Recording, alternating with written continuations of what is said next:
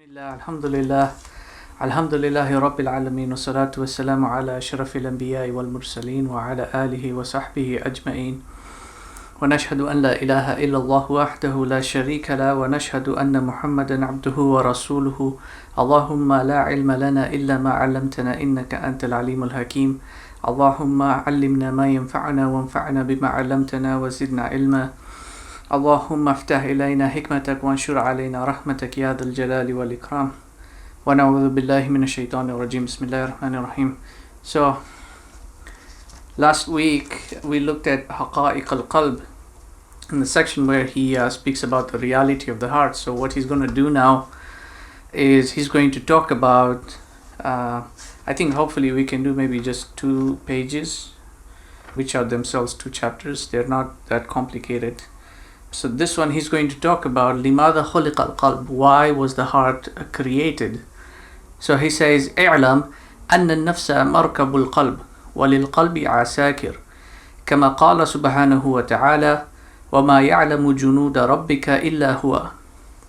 He says know that the nafs is the vessel for the heart, and to the heart are all the troops, عساكر. As Allah subhanahu wa ta'ala says, nobody knows the armies of your Lord except Him.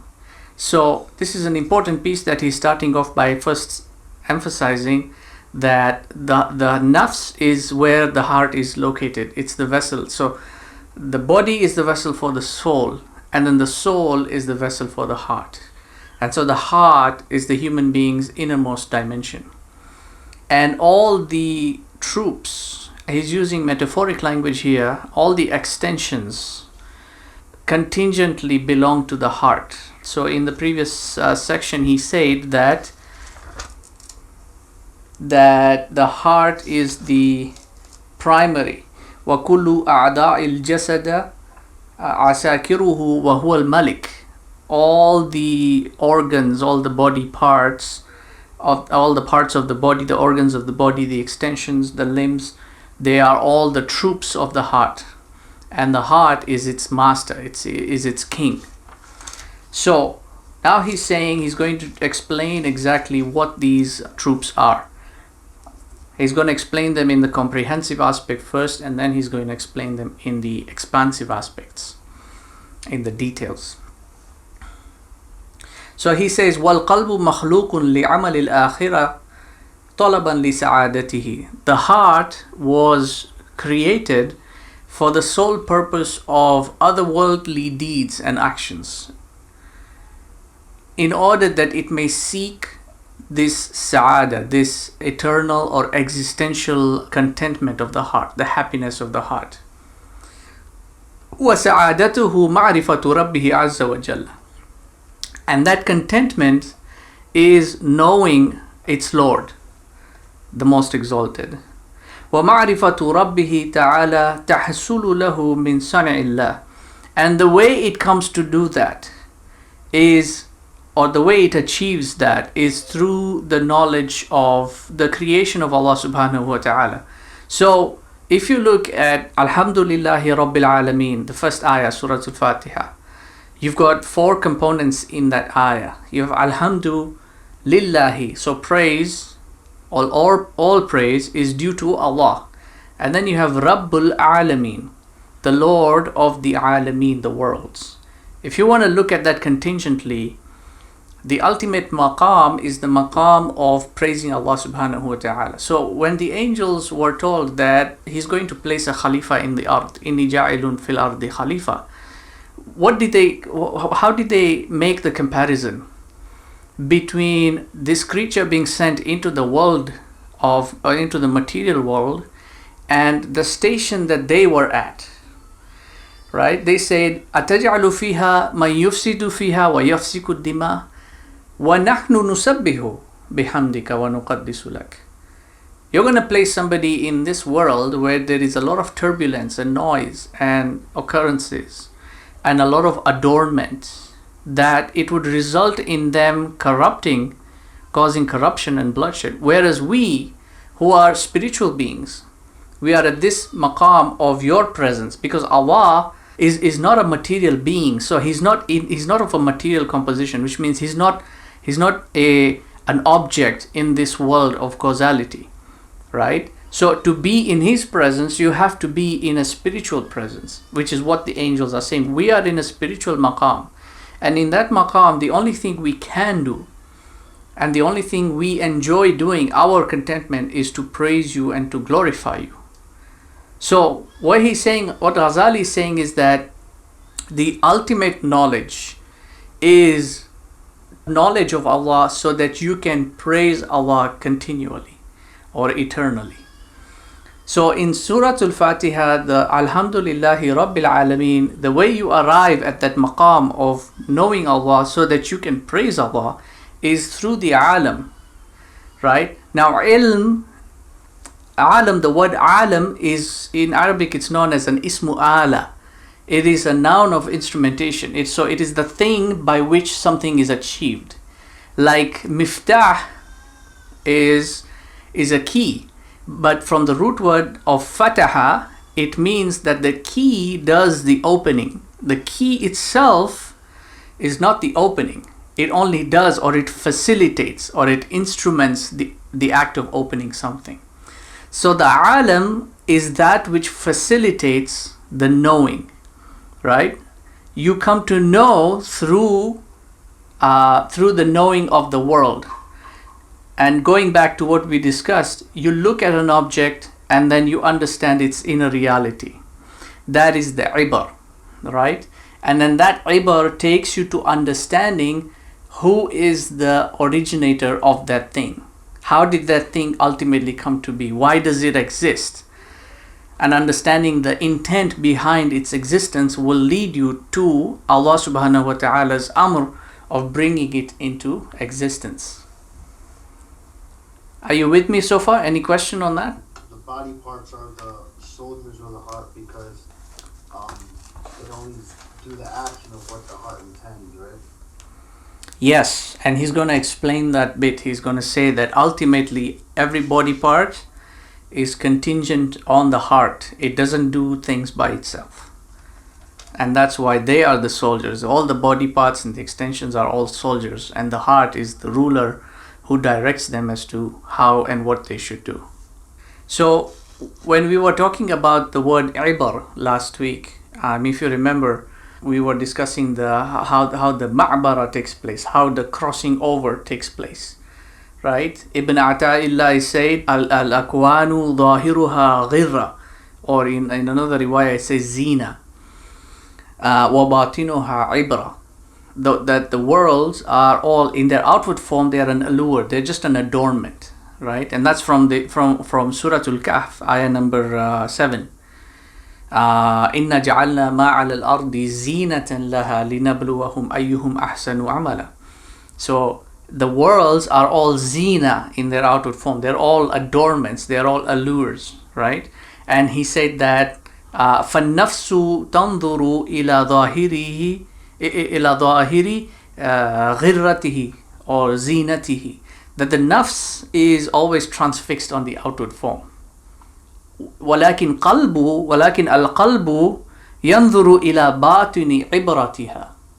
But the heart is always looking for its inward reality so that it can cross over from the outward form to the inner reality, because the inner reality is what then directs you towards the Rabb.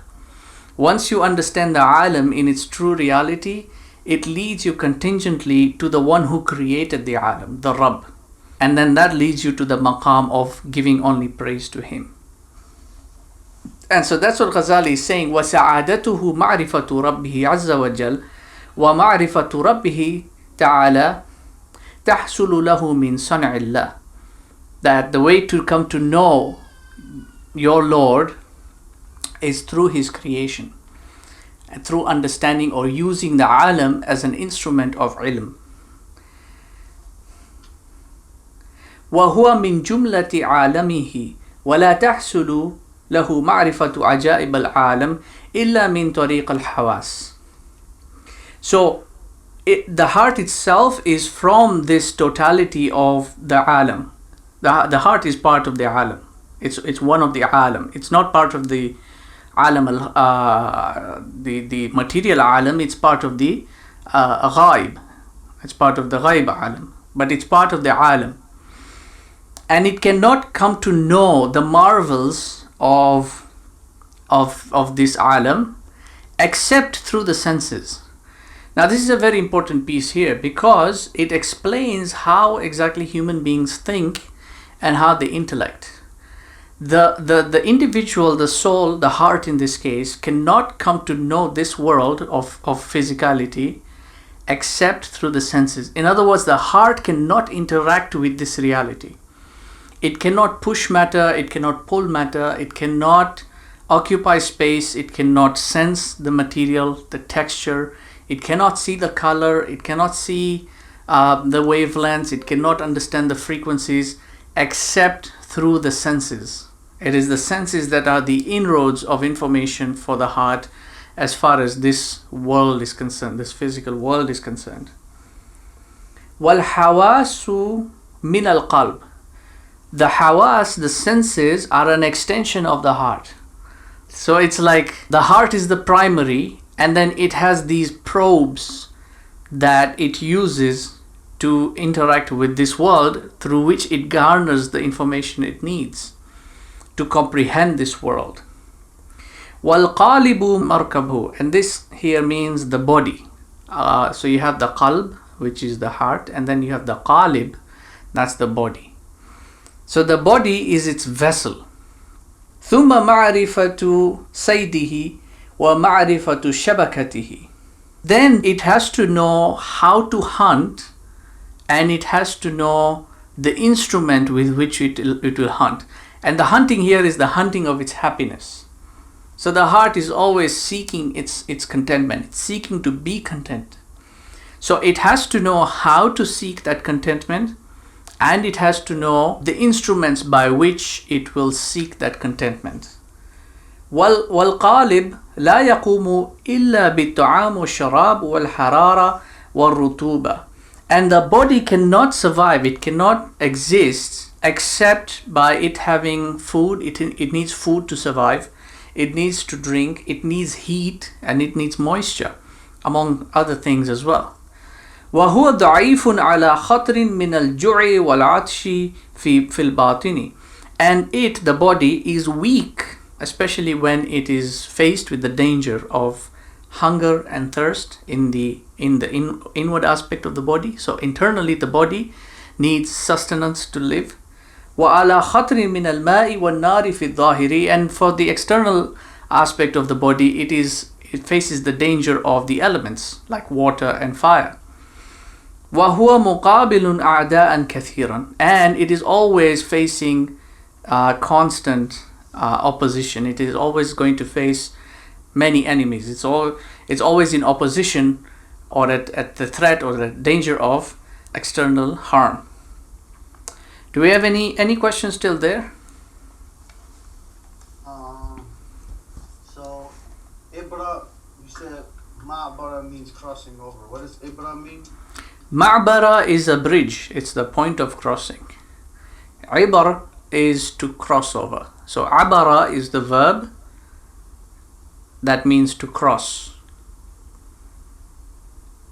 So that saying of Nabi Isa, some scholars say it was Nabi Luqman, ad-dunya mu'biratun fa'biruha wa la ta'miruha.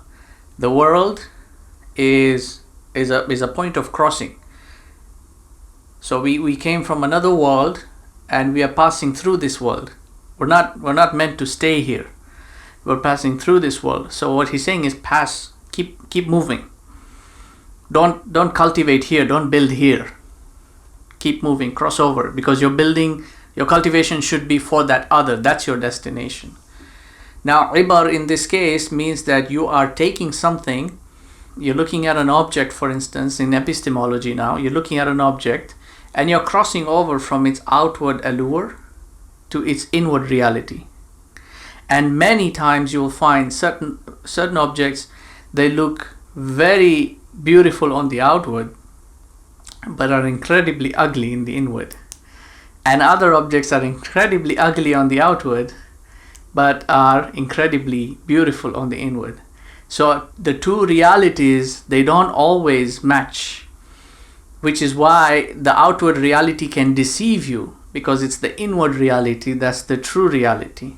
And the knowledge of the inner reality would get you to think about how is that inner reality related to Allah, right? Right. Because the outward reality will give you the kayfiyah only. It will not explain to you why it exists. It will only explain to you how it exists. So you could examine the human body, for instance, and exhaust all possible explanations of how the body exists, right down to the cellular level and cell division into multiplication and so on, and then it becomes flesh and bone and everything from the point of its origination to the finality of its origination. You can exhaust all the possible meanings about the human body, but the reality of the human being will not be unveiled to you, because that reality is an inward reality.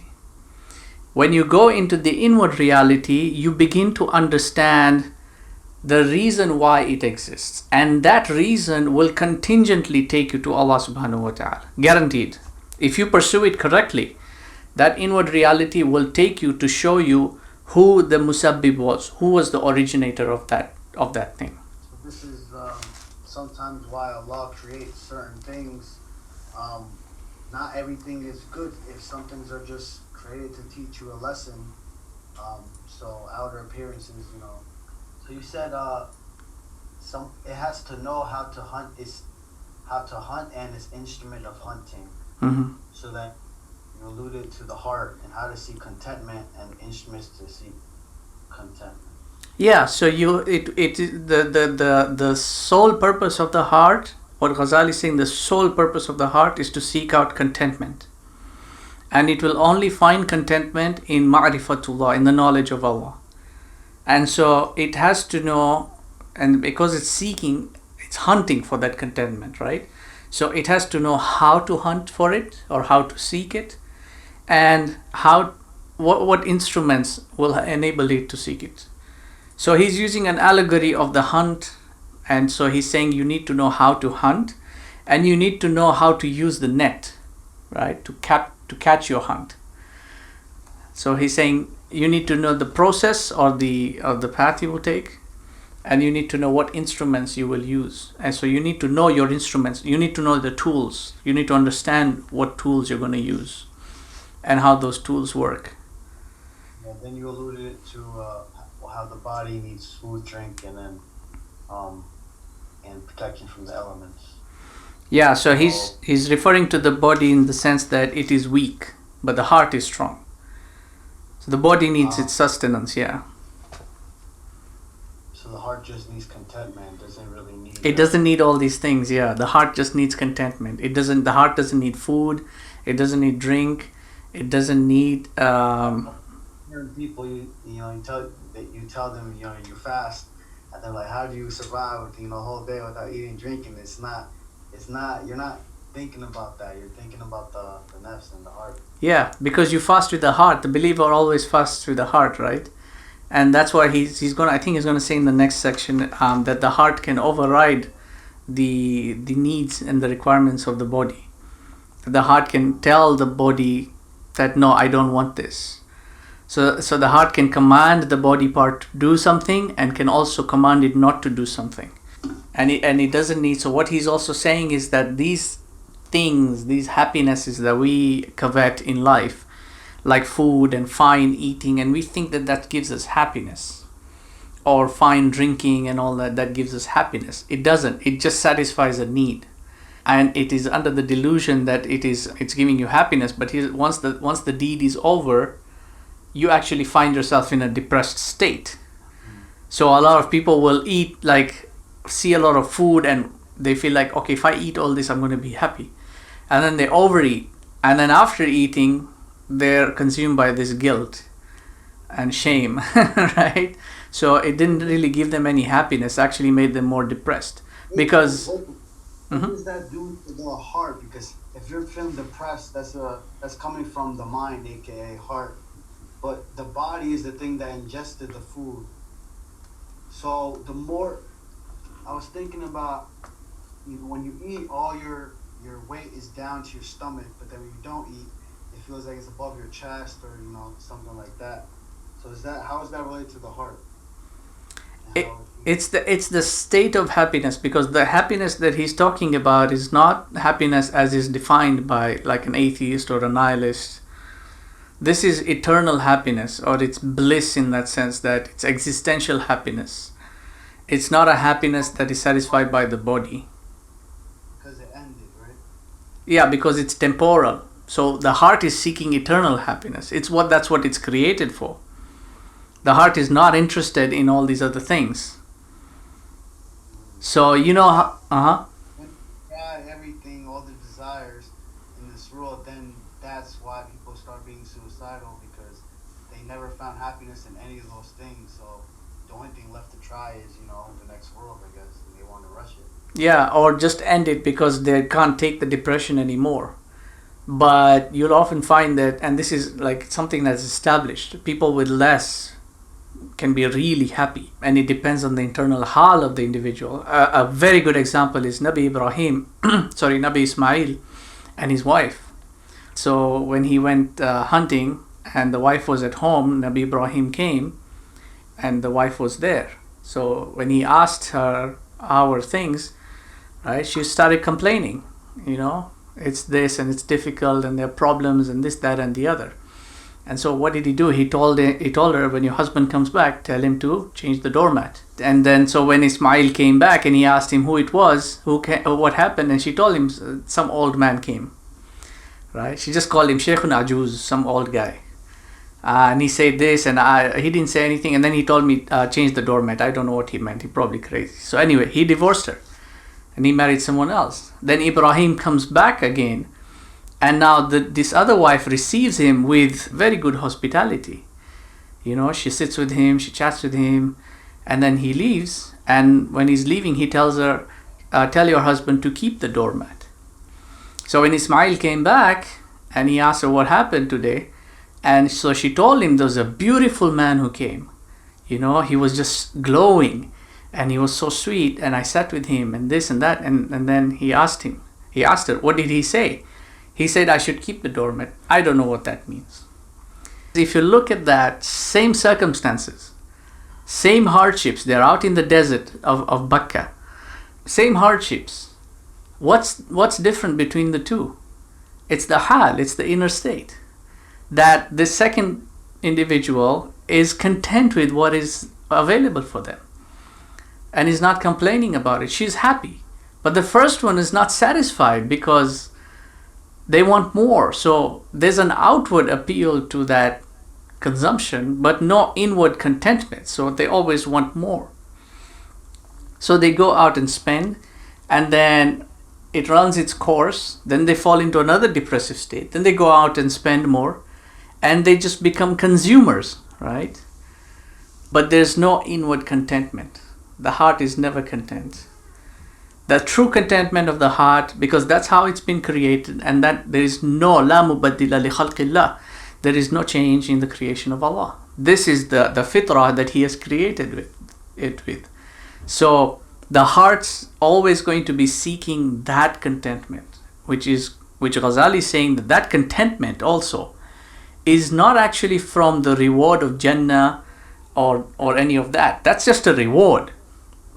The true contentment is in ma'rifatullah, is in knowing your Lord, knowing Allah subhanahu wa ta'ala. And you find this in a lot of people who have faith, even in the most depressed circumstances, the most harsh circumstances. They will say, Hasbunallahu ni'mal wakil. Right? Ibrahim, when he was being thrown into the fire, he was content with that moment because trust in Allah, like you just surrender everything to Him. And you find that a heavy burden has been lifted off you. You're no longer in that state. And on that other note, when you were saying about sometimes like you don't know how Allah has created things, how He has set things in order, right? Because He says it also. It's Surah Baqarah, Kutiba alaykumul qitalu wa huwa karhun lakum, right? It's been ordained for you to fight. It is contextual to something, but there is an important wisdom in there. وَعَسَى أَن تَكْرَهُ شَيْئًا وَهُوَ خَيْرٌ لَكُمْ. Like you may hate something, but there's actually khair in it for you.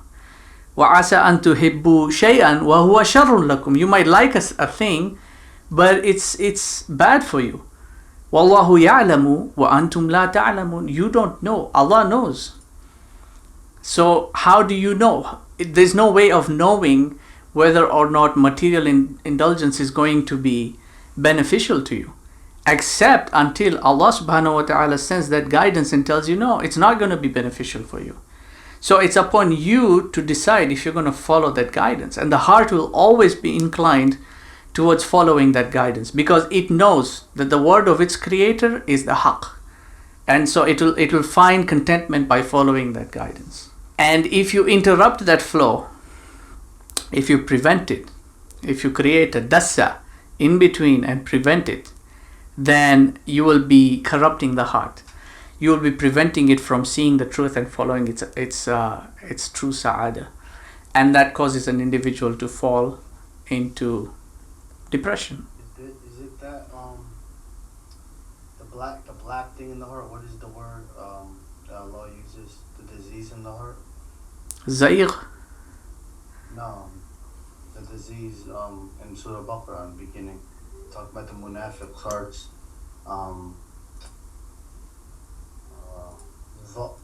No. Maradun. Yeah, marad. Yeah.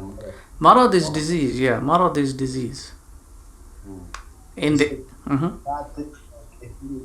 if you just worship Allah, but then you always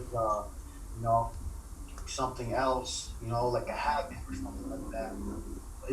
Could that be designated as a disease that makes the one munafiq? Yeah, he's going to talk about the diseases. He speaks about them much later though. But these are all diseases, like arrogance, pride, backbiting, greed, misery. All these are diseases of the heart, and they'll manifest in multiple ways. There can be actions and also thoughts and emotions and ideology. Yeah, they can even manifest in ideologies and philosophies of sorts.